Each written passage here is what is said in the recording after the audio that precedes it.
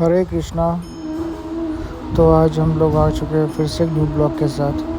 तो आज हम लोग एक मंदिर आए हुए हैं। यहाँ पे हमारे गुरुजी भी आए हुए हैं, जो गुरुजी बताएंगे ये जो इमली का पेड़ है इसके बारे में बताएंगे। तो आप लोग ध्यान से सुनिएगा तो समझ में आएगा आप लोगों को पेड़ के बारे में, मंदिर के बारे में क्यों बना, इसलिए आप लोग ध्यान से सुनिएगा। चलिए स्टार्ट करते हैं और आप लोग को मंदिर की दिखा रहे हैं, देख लीजिए। ये वही पेड़ है जिसके बारे में अभी गुरुजी बताने वाले हैं। चलिए सुनते हैं। तो ये रमन रेती जगह है, बगल में यमुना मैया है। रूप गोस्वामी कहते हैं कि ये ब्रज मंडल में 66 करोड़ जगह है जहाँ पे लीलाएं हुई हैं। तो 66 करोड़ तो हम लोग नहीं घूम सकते, बहुत सारे लुप्त भी हो गए, लेकिन एक बहुत इंपॉर्टेंट प्लेस है। तब हम लोग है ना, कोई भी चीज को जगह जब तक नहीं सुनेंगे ना, हमको समझ में नहीं आएगा क्या है जगह का नाम, जगह का इम्पोर्टेंस। तब हमारे प्रभु जी, रमापति प्रभु जी है ना, इसके बारे में बताएंगे। तो कृपया करके जो बैठ जाए, कुछ पक्के होंगे, सब कोई बैठ जाइए।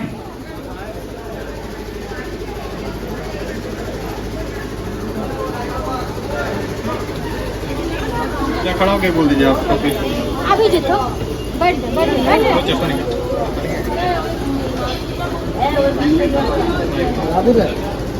हरि बोल, ध्यान देंगे। हरे कृष्णा। जय श्री चैतन्य महाप्रभु की जय, राधा रानी की जय। इमली तला घाट का मतलब है, इमली तला है, समझे। यहाँ पर महाप्रभु हमेशा जब भी वृंदावन आते थे तो यहाँ घंटों घंटों रात रात भर कथा सुनते थे, राधा कृष्ण का कथा सुनते थे। इमली तला का मतलब है इमली का वृक्ष। ये वृक्ष देख रहे हैं ना, ये इमली का वृक्ष है, बहुत पुराना वृक्ष है, 5000 साल पहले का। एक बार श्री राधा रानी रास के समय अंतर ध्यान हो गई। एक बार क्या हुआ, राधा रानी कृष्ण के साथ रास कर रही थी तो एकाएक अंतर ध्यान हो गई। अब रूठ के हुई या कृष्ण को चकमा देने के लिए हुई, वो तो वो जानती हैं, लेकिन एकाएक अंतर ध्यान हो गई। तो कृष्ण ने उन्हें बहुत खोजा पर वह नहीं मिली। तो कृष्ण भगवान उनको बहुत खोजे, राधा रानी कहाँ है, तो नहीं मिली। तब भगवान इसी इमली तला के पेड़ के नीचे जो यमुना नदी के किनारे है, बैठकर श्री राधा रानी के नाम से पूर्णतः ध्यान में चले गए और राधा रानी का उच्चारण का जाप किया।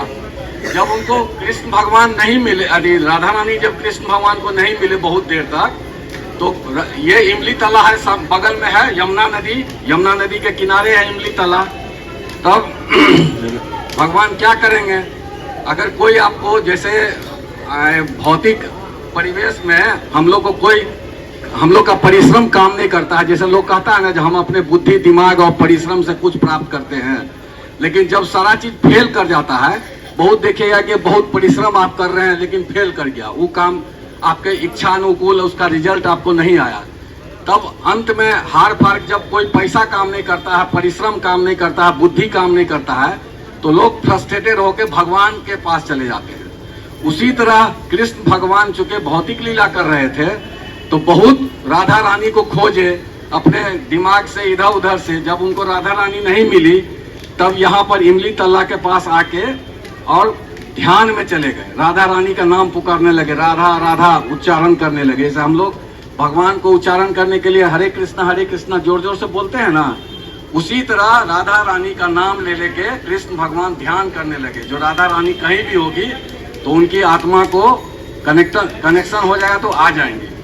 तो यहाँ पर बहुत देर तक वो ध्यान किए, राधा रानी का नाम उच्चारण करते हुए। तब राधा रानी वहां प्रकट हुई और भगवान ने उनके साथ रास किया। तो बहुत देर भगवान को अब कहिए जो विरह में डाल के अंत में राधा रानी उनके पास आई और उनके साथ फिर रास रचाई। जब श्री चैतन्य महाप्रभु यहाँ आए तो प्रतिदिन इमली तला घाट पर जाते थे और राधा कृष्ण की रास लीला की कहानी सुनते थे। चैतन्य महाप्रभु जब भी वृंदावन आए तो यही इमली तला के नीचे आके यहाँ पर बैठ के राधा रानी के रास लीला का कहानी सुनते थे, कथा सुनते थे। साथ ही राधा कृष्ण के अलग होने और भगवान का राधा नाम के उच्चारण करके जाप करने की बात सोचकर अत्यधिक भावा उन्मुक्त हो जाते थे और जाप करते थे। भगवान श्री चैतन्य महाप्रभु भी यहाँ पर जब आते थे तो वो सोचते थे जो भगवान कृष्ण राधा राधा कैसे कह के भाव से राधा राधा को पुकारते थे, किस भाव से पुकारते होंगे।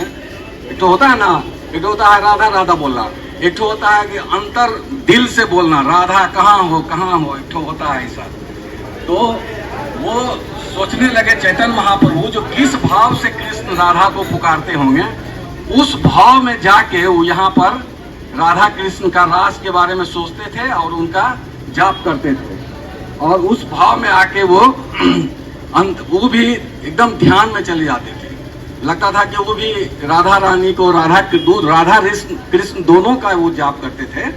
तो उसी भाव में आके एकदम शुद्ध बुद्ध खो के राधा कृष्ण करते रहते थे और घंटों बीत जाता था, रात भर भोजन भी नहीं करते थे, सुबह हो जाता था और जाप करते थे।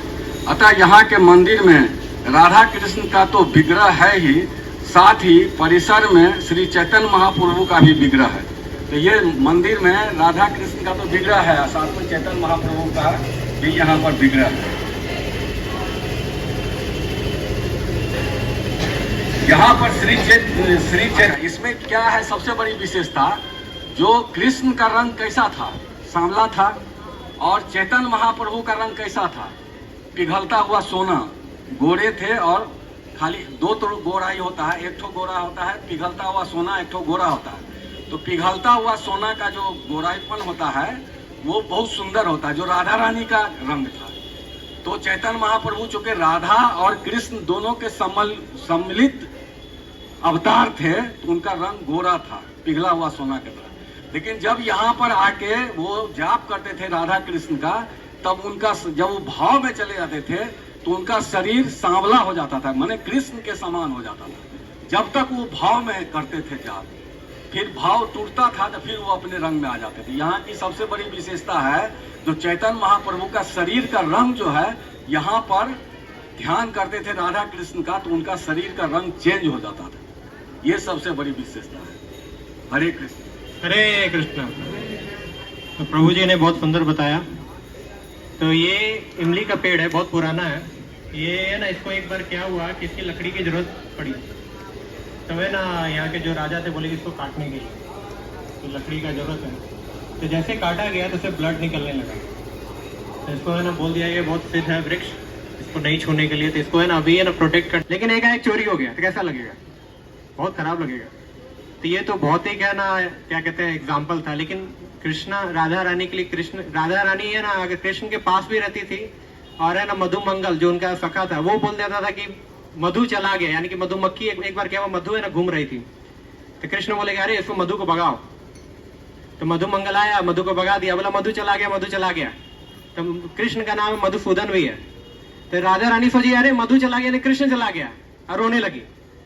कृष्ण बगल में बैठे हुए हैं, राधा रानी को है ना सुन के लगा कि अरे कृष्ण चले गए, वो आंख से आंसू गिरे। तो इतना घनिष्ठ प्रेम है दोनों के बीच में जो हम लोग ने कल्पना भी नहीं कर सकते। तो वैसे ही रासलीला में जब कृष्ण भगवान चले गए तो राधा रानी है ना कृष्ण के लिए इतना ना याद करने लगी, तो उनका चेहरा है ना, उनका पूरा कांति है वो श्यामल कांति हो गया, जैसे एक फोटो में बना हुआ है। तो हम लोग यहाँ पे प्रणाम कर सकते हैं। यहाँ पे चैतन्य महाप्रभु का ये है, वो दर्शन करके हम लोग आगे बढ़ेंगे। अभी हम लोग राधा दामोदर की मंदिर के रोड पढ़ेंगे, ठीक है, चलते हैं। हरि बोल। तो आप लोगों को समझ में आया होगा इस इमली के पेड़ के बारे में जो बताया गया आपको, और इस मंदिर के बारे में सब कुछ आपको पता चला होगा। चलिए दर्शन करते हैं, चलिए अंदर जाते हैं, दर्शन कराते हैं आप लोगों को, कृष्ण जी और राधा जी का। चलिए चलते हैं। बट जैसे अंदर जाता हूँ वैसे एक कैमरा बंद करवा देता है, तो